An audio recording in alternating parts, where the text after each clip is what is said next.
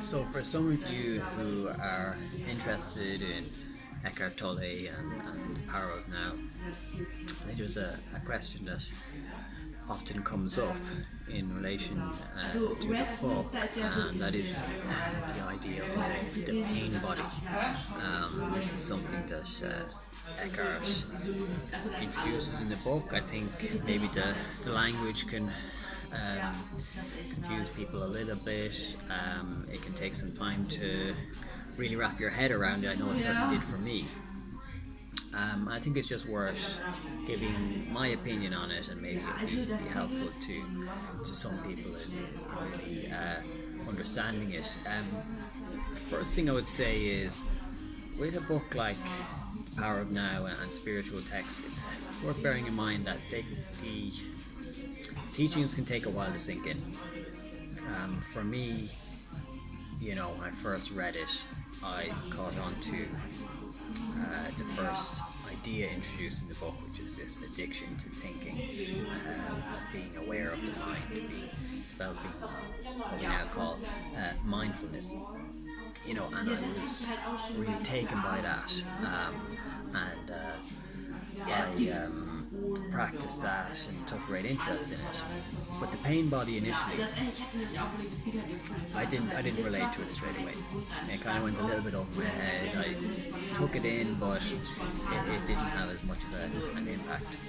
But in later readings of the book, which is one great thing about Power of Now, you can read it over and over again, and through continuous practice, it starts to kind of sink in over time. You start to see it in your life more and more than ever before. So, don't be worried if certain parts of the book and Eckhart's teaching don't quite make sense at the beginning. I think for many people that I have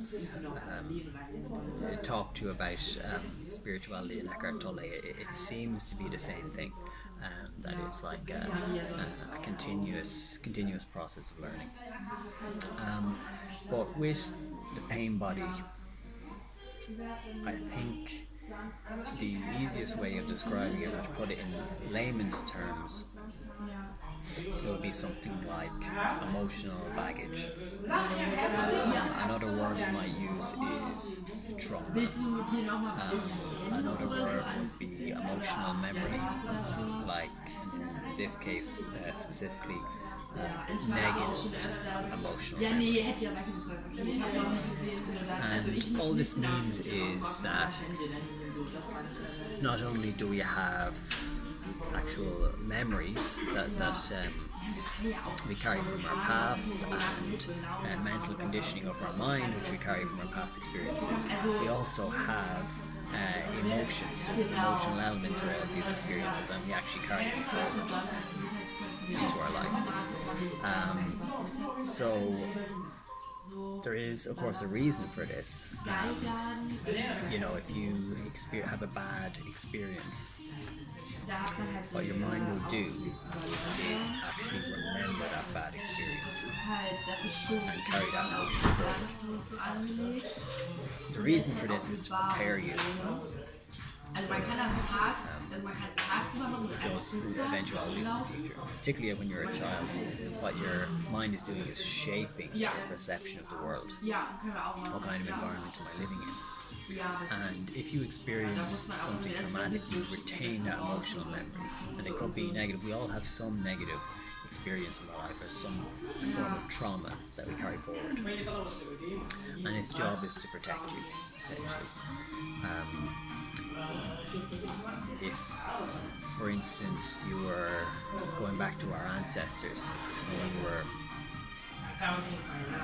living in the African savannah, if there was a negative experience, something that was traumatic or fearful, what would happen if something similar happens in the future? We would be programmed to be afraid of that in the future, and that kept us alive.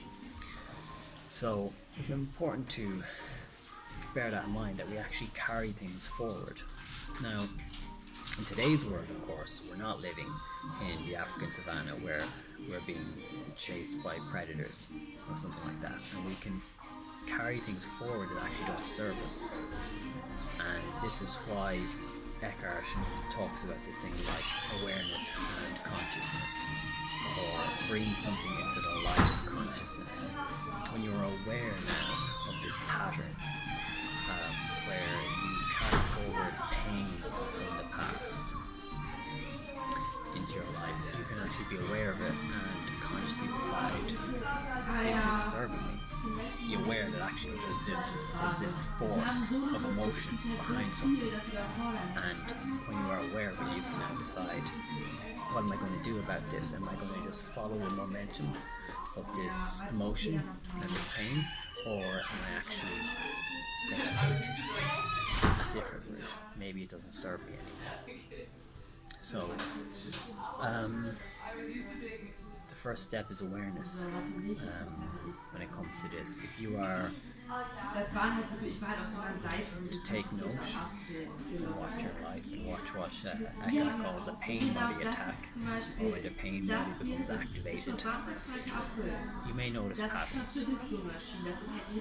For me, for instance,